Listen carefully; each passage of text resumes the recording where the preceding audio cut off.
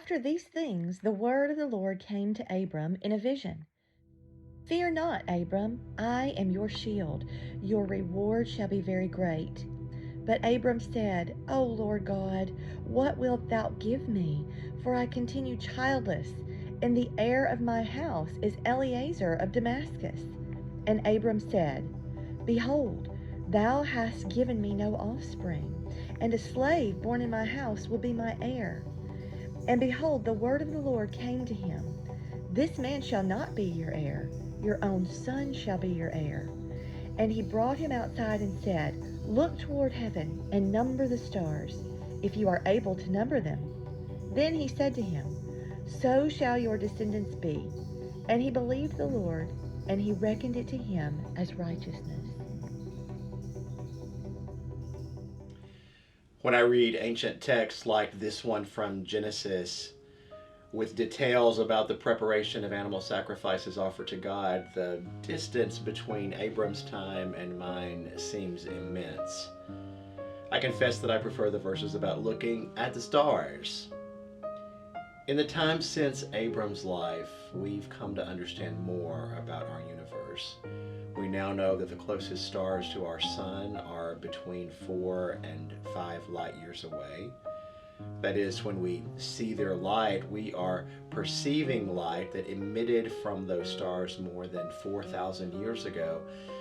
And that's just the nearest stars.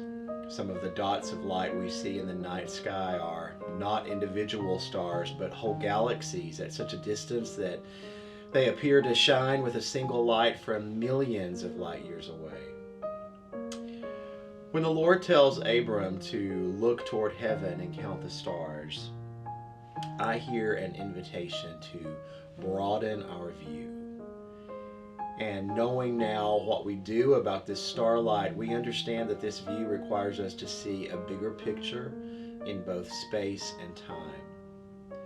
The promise Abram received from the Lord required him to see a vision that he would not get to experience in his life, to trust in a promise of descendants that would only become visible beyond the limits of Abram's lifespan.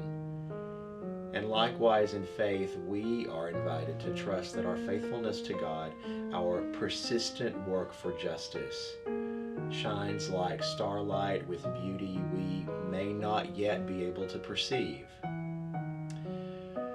One of my favorite authors and preachers, Barbara Brown Taylor, once wrote, I have learned things in the dark that I could never have learned in the light. Things that have saved my life over and over again, so that really there is only one logical conclusion. I need darkness as much as I need light.